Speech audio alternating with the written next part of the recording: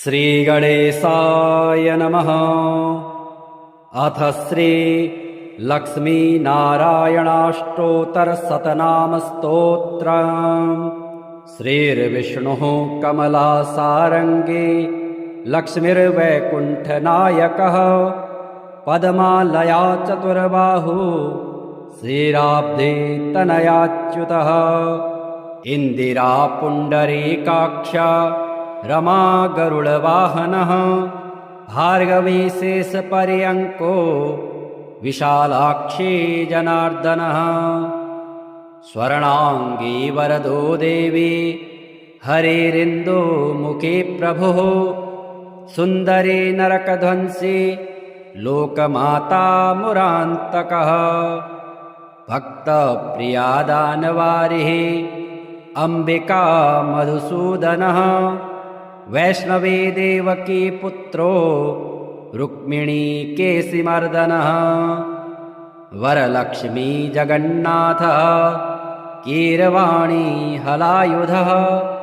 नित्या सत्यव्रतो गौरी सौरिः कान्तासुरेश्वरः नारायणी हृषीकेशः पद्महस्ता त्रिविक्रमः माधवी पद्मनाभश्च स्वर्णवर्णानिरीश्वरः सती पीताम्बरः शान्ता वनमाली क्षमानघः जयप्रदा बलिध्वंसी वसुधा पुरुषोत्तमः राज्यप्रदाखिलाधारो माया कंसविदारणः महेश्वरी महादेवो परमा पुण्यविग्रह रमा मुकुन्दः सुमुखी मुचुकुन्द वरप्रदः वेदवेद्याब्दिजा माता सुरूपार्केन्दुलोचनः पुण्याङ्गना पुण्यपादो पावनी पुण्यकीर्तनः विश्वप्रिया विश्वनाथो वाग्रूपी वासवानुजः सरस्वती स्वर्णगर्भो गायत्री गोपिकाप्रियः यज्ञरूपा यज्ञभोक्ता भक्ताभीष्टप्रदा गुरुः स्तोत्रक्रिया स्तोत्रकारः सुकुमारी सुवर्णकः मानिनी मन्दरधरो सावित्री जन्मवर्जितः मन्त्रगोप्त्री महेश्वासो योगिनी योगवल्लभः जयप्रदा जयकरः रक्षित्री सर्वरक्षकः अष्टोत्तरशतं नाम्नां लक्ष्म्या नारायणस्य च यः पठेत् प्रातरुत्थाय सर्वदा विजयी भवेत्। श्रीगणेशाय नमः। अथ श्री विष्णुस्तोत्रम्। राजा उवाच श्रियः कान्त नमस्तेस्तु श्रीपते पीतवाससे श्रीद श्रीश श्रीनिवास नमस्ते श्रीनिकेतन आद्यं पुरुषमीशानं सर्वेशं सर्वतोमुखं निष्कलं परमं देवं प्रणतोऽस्मि सनातनं शब्दातीतं गुणातीतं भावाभावविवर्जितं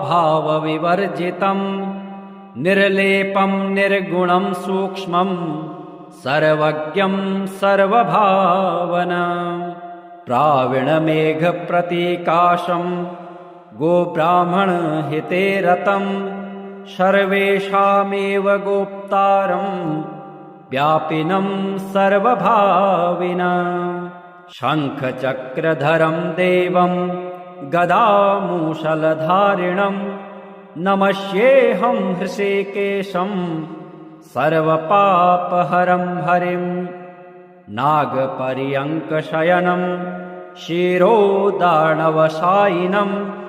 नमस्येऽहं हृषीकेशं सर्वपापहरं हरिं पुनस्त्वां देवदेवेशं नमस्ये वरदं विभुं सर्वलोकेश्वरं विष्णुं मोक्षकारणमव्ययम् आदिदेवं जगत्कारणं श्रीधरं लोकनाथं विभुं व्यापकं शङ्करं सर्वभक्तिष्टदं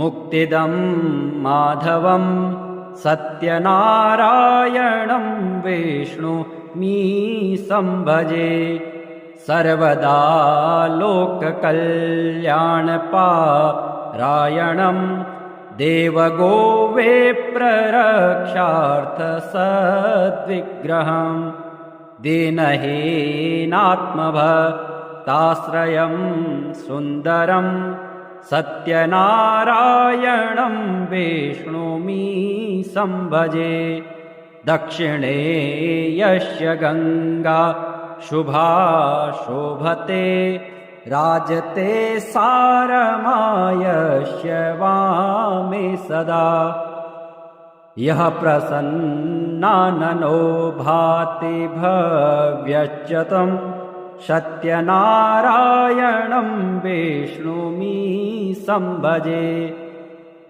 सङ्कटे सङ्गरे यं जनः सर्वदा स्वात्मभिनाशनाय स्मरेत् पीडितः पूर्णकृत्यो भवेत् यत्प्रसादाच्यतं सत्यनारायणं विष्णुमी संभजे वाञ्छितं दुर्लभं यो ददाति प्रभुः साधवे स्वात्मभक्ताय भक्तिप्रियः सर्वभूताश्रयं तं हि विश्वम्भरं सत्यनारायणं विष्णुमी संभजे ब्राह्मणः साधु वैश्य चतुङ्गध्वजो ये भवन् विश्रुतायस्य भक्त्यामरा लीलया यस्य विश्वं ततं तं विभुं सत्यनारायणं विष्णुमी संभजे येन चाब्रह्मबालतृणं धार्यते सृज्यते पाल्यते सर्वमेतज्जगत् भक्तभावप्रियं श्रीदयासागरं सत्यनारायणं विष्णुमी संभजे सर्वकामप्रदं सर्वदा सत्प्रियं वन्दितं देवविन्देत् मुनीन्द्रार्चितं पुत्रपौत्रादिसर्वेष्टदं शाश्वतं सत्यनारायणं विष्णुमी संभजे अष्टकं सत्यदेवस्य भक्त्या नरः भावयोक्तो मोदाय स्त्रीसन्ध्यं पठेत् तस्य नश्यन्ति पापानि तेनाग्निना इन्धनानीव शुष्काणि सर्वाणि वै श्रीर्विष्णुः कमलासारङ्गे लक्ष्मीर्वैकुण्ठनायकः पद्मालया चतुर्बाहु श्रीराब्धे तनयाच्युतः इन्दिरा पुण्डरीकाक्षा रमा गरुडवाहनः भार्गवी शेषपर्यङ्को विशालाक्षी जनार्दनः स्वर्णाङ्गी वरदो देवी हरिरिन्दुमुखी प्रभुः सुन्दरी नरकध्वंसी लोकमाता मुरान्तकः भक्तप्रिया दानवारिः अम्बिका मधुसूदनः वैष्णवी देवकी पुत्रो रुक्मिणी केशिमर्दनः वरलक्ष्मी जगन्नाथः कीरवाणी हलायुधः नित्या सत्यव्रतो गौरी सौरिः कान्तासुरेश्वरः नारायणी हृषीकेशः पद्महस्तात् त्रिविक्रमः माधवी पद्मनाभश्च स्वर्णवर्णानिरीश्वरः सती पीताम्बरः शान्ता वनमाली क्षमानघः जयप्रदा बलिध्वंसी वसुधा पुरुषोत्तमः राज्यप्रदाखिलाधारो माया कंसविदारणः महेश्वरी महादेवो परमा पुण्यविग्रह रमा मुकुन्दः सुमुखी मुचुकुन्द वरप्रदः वेदवेद्याब्दिजा माता सुरूपार्केन्दुलोचनः पुण्याङ्गना पुण्यपादो पावनी पुण्यकीर्तनः विश्वप्रिया विश्वनाथो वाग्रूपी वासवानुजः सरस्वती स्वर्णगर्भो गायत्री गोपिकाप्रियः यज्ञरूपा यज्ञभोक्ता भक्ताभीष्टप्रदा गुरुः स्तोत्रक्रिया स्तोत्रकारः सुकुमारी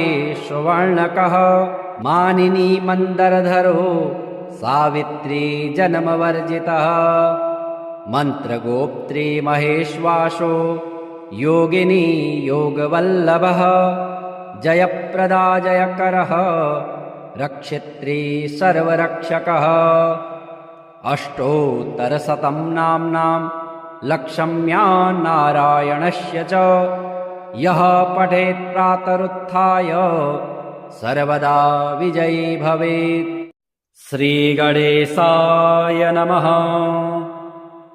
अथ श्री विष्णुस्तोत्रम्। राजा उवाच श्रियः कान्त नमस्तेस्तु श्रीपते पीतवाससे श्रीद श्रीश श्रीनिवास नमस्ते श्रीनिकेतन।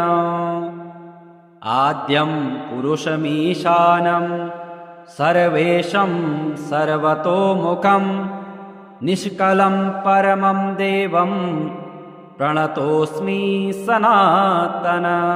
शब्दातीतं गुणातीतं भावाभावविवर्जितं निर्लेपं निर्गुणं सूक्ष्मं सर्वज्ञं सर्वभावनं। प्रावीणमेघप्रतीकाशं गोब्राह्मणहिते रतं सर्वेषामेव गोप्तारं व्यापिनं सर्वभाविनं। शङ्खचक्रधरं देवं गदामूषलधारिणं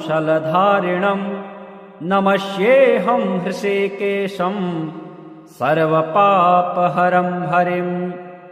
नागपर्यङ्कशयनं शिरोदार्णवशायिनं नमस्येऽहं हृषीकेशं सर्वपापहरं हरिं। पुनस्त्वां देवदेवेशं नमस्ये वरदं विभुं सर्वलोकेश्वरं विष्णुं मोक्षकारणमव्ययम्। आदिदेवं जगत्कारणं श्रीधरं लोकनाथं विभुं व्यापकं शङ्करं सर्वभक्तेष्टदं मुक्तिदं माधवं सत्यनारायणं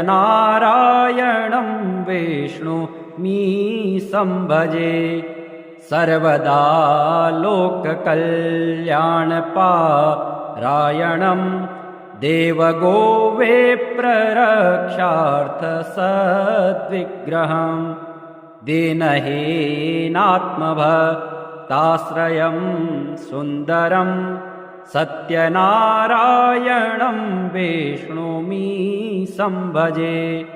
दक्षिणे यस्य गङ्गा शुभा शोभते राजते सारमायस्य वामे सदा। यः प्रसन्नाननो भाति भव्यश्च तं सत्यनारायणं विष्णुमि संभजे। सङ्कटे सङ्गरे यं जनः सर्वदा स्वात्मभिनाशनाय स्मरेत् पीडितः पूर्णकृत्यो भवेत् यत्प्रसादाच्यतं सत्यनारायणं विष्णुमि संभजे। वाञ्छितं दुर्लभं यो ददाति प्रभो साधवे स्वात्मभक्ताय भक्तिप्रियः सर्वभूताश्रयं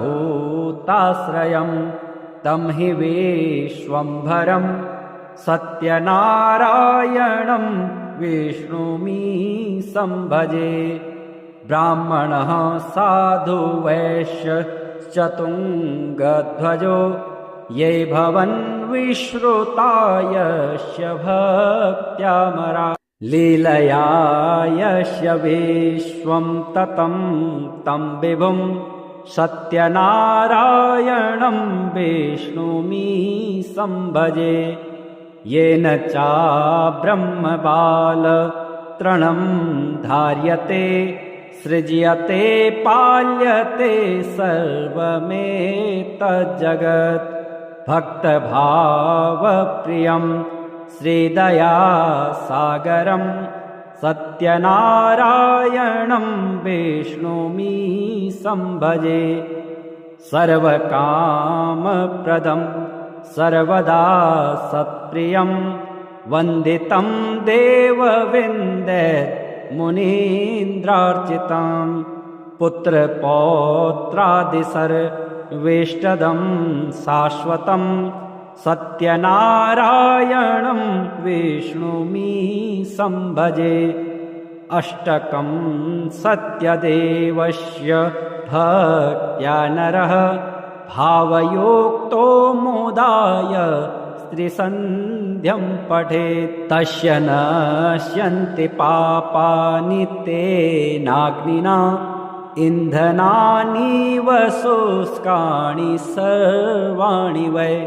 श्रीर्विष्णुः कमलासारङ्गी लक्ष्मीर्वैकुण्ठनायकः पद्मालया चतुर्बाहु श्रीराब्धे तनयाच्युतः इन्दिरा पुण्डरीकाक्ष रमा गरुडवाहनः भार्गवी शेषपर्यङ्को विशालाक्षी जनार्दनः स्वर्णाङ्गी वरदो देवी हरिरिन्दुमुखी प्रभुः सुन्दरी नरकध्वंसी लोकमाता मुरान्तकः भक्तप्रिया दानवारिः अम्बिका मधुसूदनः वैष्णवी देवकी पुत्रो रुक्मिणी केशिमर्दनः वरलक्ष्मी जगन्नाथः कीरवाणी हलायुधः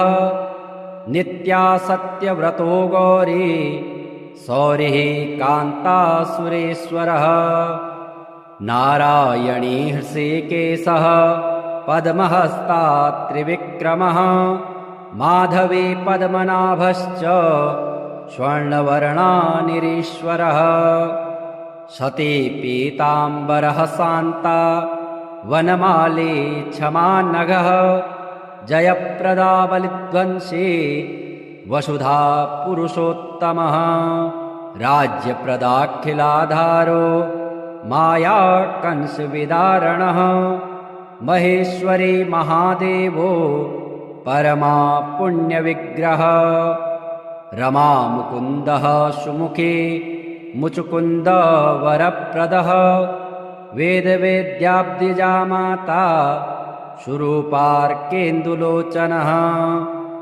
पुण्याङ्गना पुण्यपादो पावनी पुण्यकीर्तनः विश्वप्रिया विश्वनाथो वाग्रूपी वासवानुजः सरस्वती स्वर्णगर्भो गायत्री गोपिकाप्रियः यज्ञरूपा यज्ञभोक्ता भक्ताभीष्टप्रदा गुरुः स्तोत्रक्रियास्तोत्रकारः सुकुमारे सुवर्णकः मानिनी मन्दरधरो सावित्री जन्मवर्जितः मन्त्रगोप्त्री महेश्वासो योगिनी योगवल्लभः जयप्रदा जयकरः रक्षित्री सर्वरक्षकः अष्टोत्तरशतं नाम्नां लक्षम्या नारायणस्य च यः पठेत् प्रातरुत्थाय सर्वदा विजयी भवेत्। श्रीगणेशाय नमः। अथ श्री विष्णुस्तोत्रम्। राजा उवाच श्रियः कान्त नमस्तेस्तु श्रीपते पीतवाससे श्रीद श्रीश श्रीनिवास नमस्ते श्रीनिकेतन। आद्यं पुरुषमीशानं सर्वेशं सर्वतोमुखं निष्कलं परमं देवं प्रणतोऽस्मि सनातनं। शब्दातीतं गुणातीतं भावाभावविवर्जितं निर्लेपं निर्गुणं सूक्ष्मं सर्वज्ञं सर्वभावनं। प्रावीणमेघप्रतीकाशं गोब्राह्मणहिते रतं सर्वेषामेव गोप्तारं व्यापिनं सर्वभाविनं। शङ्खचक्रधरं देवं गदामूषलधारिणं नमस्येऽहं हृषीकेशं सर्वपापहरं हरिं। नागपर्यङ्कशयनं शिरोदार्णवशायिनं नमस्येऽहं हृषीकेशं सर्वपापहरं हरिं। पुनस्त्वां देवदेवेशं नमस्ये वरदं विभुं सर्वलोकेश्वरं विष्णुं मोक्षकारणमव्ययम्।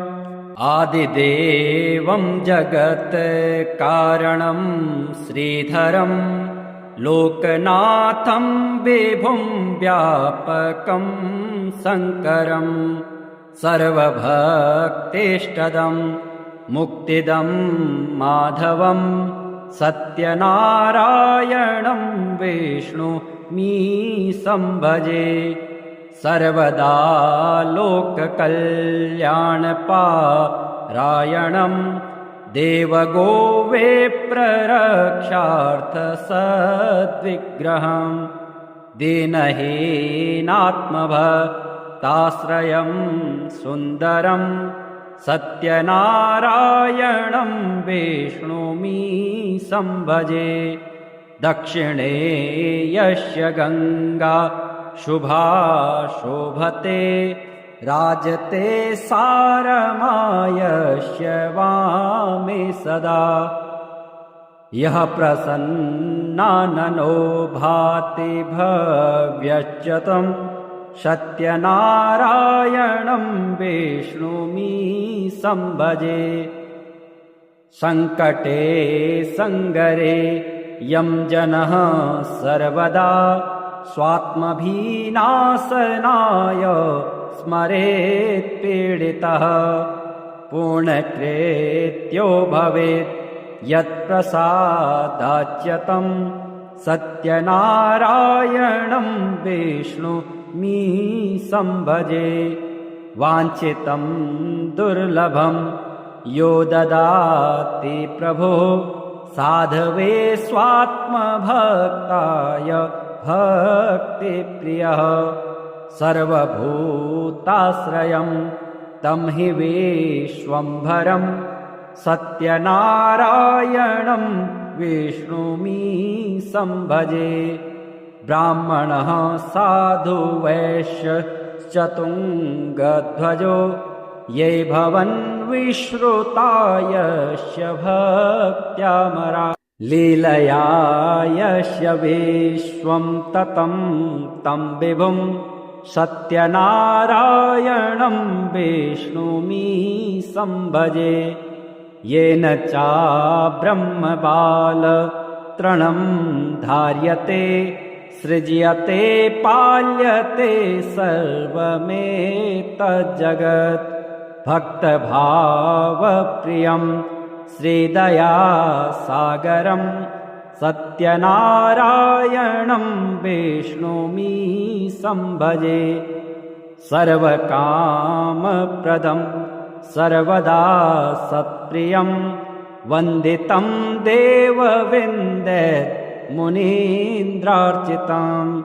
पुत्रपौत्रादिसर्वेष्टदं शाश्वतं सत्यनारायणं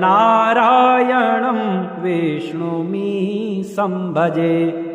अष्टकं सत्यदेवस्य भक्त्या नरः भावयोक्तो मोदाय त्रिसन्ध्यं पठेत्। तस्य नश्यन्ति पापानि तेनाग्निना इन्धनानीव शुष्काणि सर्वाणि वै। श्रीर्विष्णुः कमलासारङ्गे लक्ष्मीर्वैकुण्ठनायकः पद्मालया चतुर्बाहु श्रीराब्धे तनयाच्युतः। इन्दिरा पुण्डरीकाक्ष रमा गरुडवाहनः भार्गवी शेषपर्यङ्को विशालाक्षी जनार्दनः। स्वर्णाङ्गी वरदो देवी हरिरिन्दुमुखी प्रभुः सुन्दरी नरकध्वंसी लोकमाता मुरान्तकः। भक्तप्रिया दानवारिः अम्बिका मधुसूदनः वैष्णवी देवकी पुत्रो रुक्मिणी केशिमर्दनः। वरलक्ष्मी जगन्नाथः कीरवाणी हलायुधः नित्या सत्यव्रतो गौरी सौरिः कान्तासुरेश्वरः। नारायणी हृषीकेशः पद्महस्ता त्रिविक्रमः माधवी पद्मनाभश्च स्वर्णवर्णानिरीश्वरः। सती पीताम्बरः शान्ता वनमाली क्षमानघः जयप्रदा बलिध्वंसी वसुधा पुरुषोत्तमः। राज्यप्रदाखिलाधारो माया कंसविदारणः महेश्वरी महादेवो परमा पुण्यविग्रह। रमा मुकुन्दः सुमुखी मुचुकुन्द वरप्रदः वेदवेद्याब्दिजा माता सुरूपार्केन्दुलोचनः। पुण्याङ्गना पुण्यपादो पावनी पुण्यकीर्तनः विश्वप्रिया विश्वनाथो वाग्रूपी वासवानुजः। सरस्वती स्वर्णगर्भो गायत्री गोपिकाप्रियः यज्ञरूपा यज्ञभोक्ता भक्ताभीष्टप्रदा गुरुः। स्तोत्रक्रिया स्तोत्रकारः सुकुमारी सुवर्णकः मानिनी मन्दरधरो सावित्री जन्मवर्जितः। मन्त्रगोप्त्री महेश्वासो योगिनी योगवल्लभः जयप्रदा जयकरः रक्षित्री सर्वरक्षकः। अष्टोत्तरशतं नाम्नां लक्ष्म्या नारायणस्य च यः पठेत् प्रातरुत्थाय सर्वदा विजयी भवेत्। श्रीगणेशाय नमः।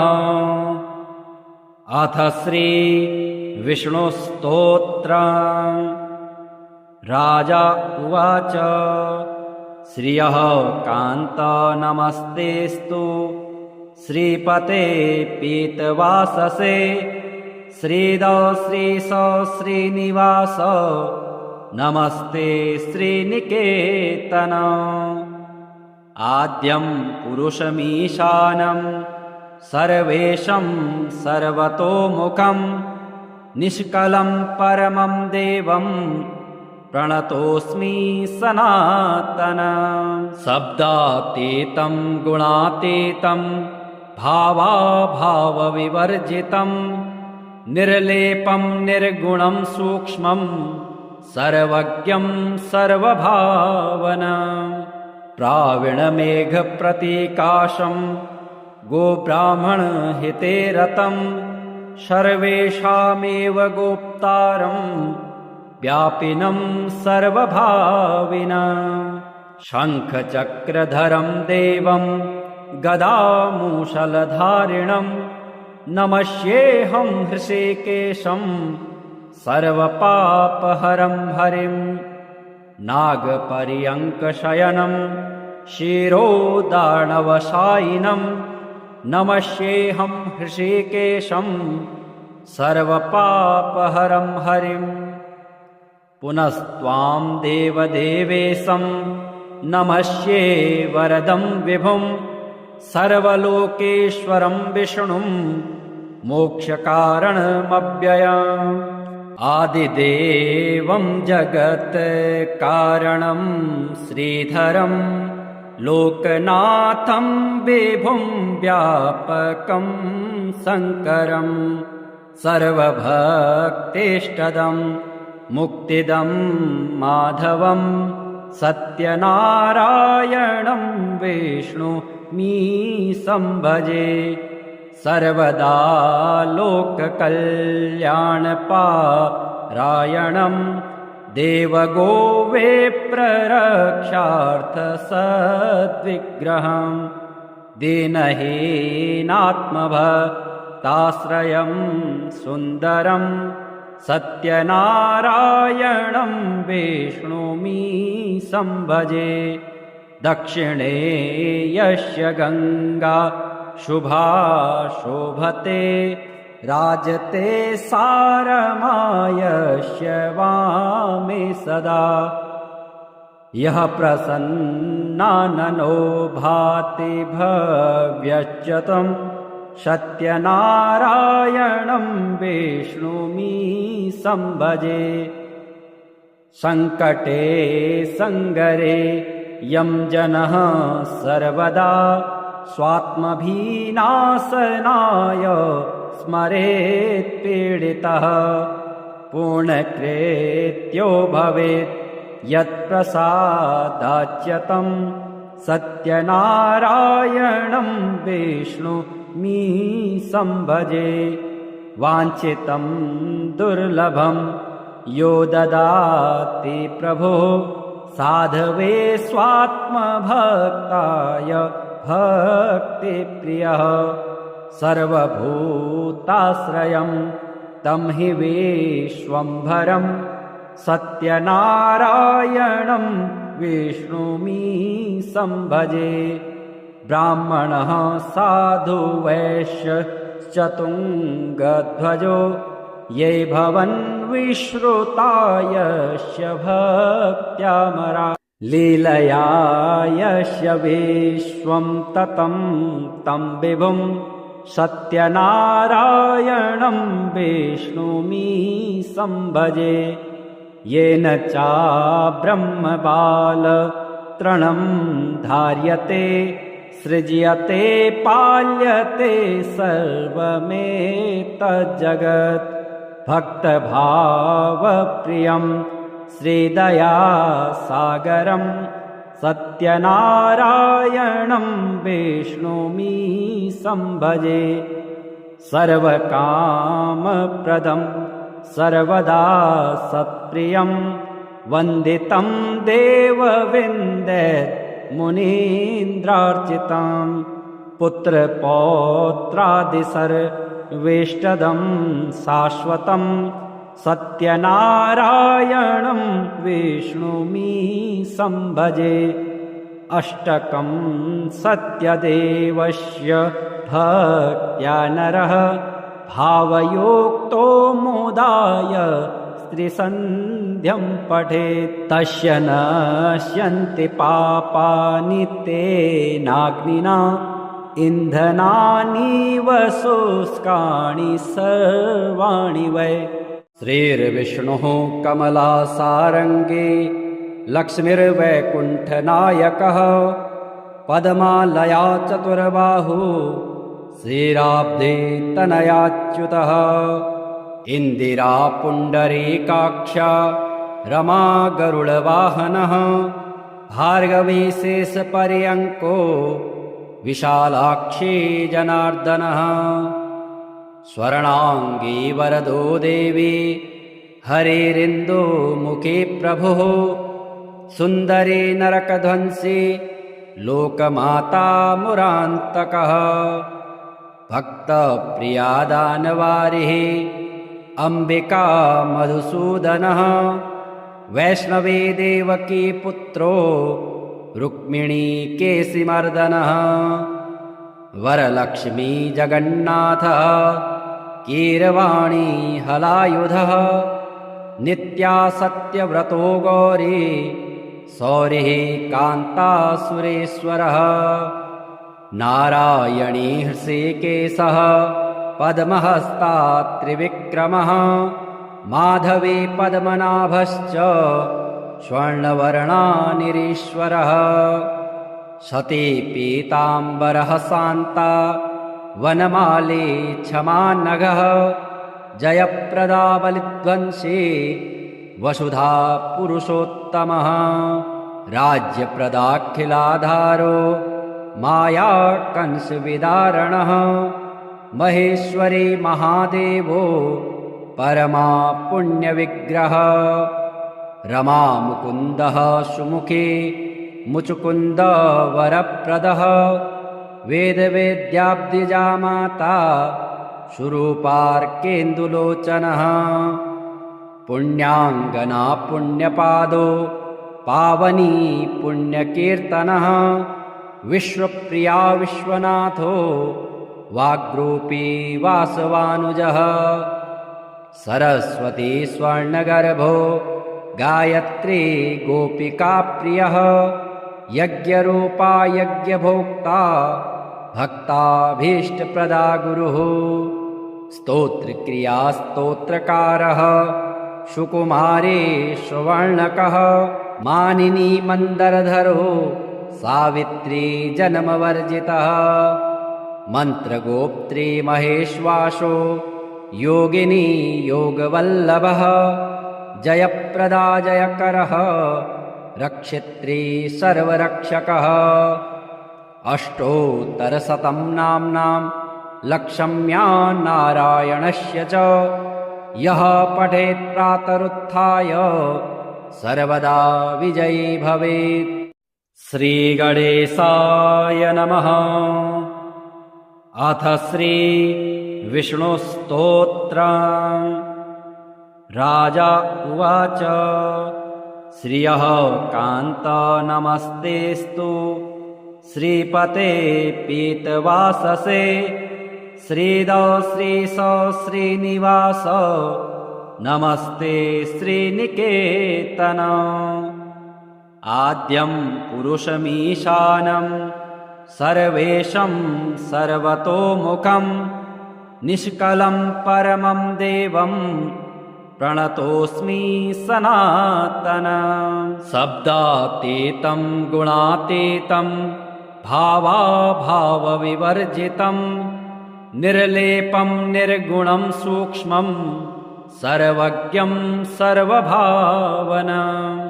प्राविणमेघप्रतीकाशं गोब्राह्मणहिते रतं सर्वेषामेव गोप्तारं व्यापिनं सर्वभाविनं। शङ्खचक्रधरं देवं गदामूषलधारिणं नमस्येऽहं हृषीकेशं सर्वपापहरं हरिं। नागपर्यङ्कशयनं शिरोदार्णवशायिनं नमस्येऽहं हृषीकेशं सर्वपापहरं हरिम्। पुनस्त्वां देवदेवेशं नमस्ये वरदं विभुं सर्वलोकेश्वरं विष्णुं मोक्षकारणमव्ययम् आदिदेवं जगत्कारणं श्रीधरं लोकनाथं विभुं व्यापकं शङ्करं सर्वभक्तेष्टदं मुक्तिदं माधवं सत्यनारायणं विष्णुमी संभजे सर्वदा लोककल्याणपारायणं देवगोविप्ररक्षार्थसद्विग्रहं दीनहीनात्मभक्ताश्रयं सुन्दरं सत्यनारायणं विष्णुमी संभजे दक्षिणे यस्य गङ्गा शुभा शोभते राजते सारमायस्य वामे सदा यः प्रसन्नाननो भाति भव्यच्युतं सत्यनारायणं विष्णुमी संभजे सङ्कटे सङ्गरे यं जनः सर्वदा स्वात्मभिनाशनाय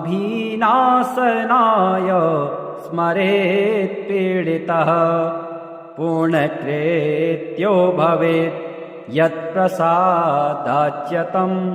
सत्यनारायणं विष्णुमी संभजे वाञ्छितं दुर्लभं यो ददाति प्रभो साधवे स्वात्मभक्ताय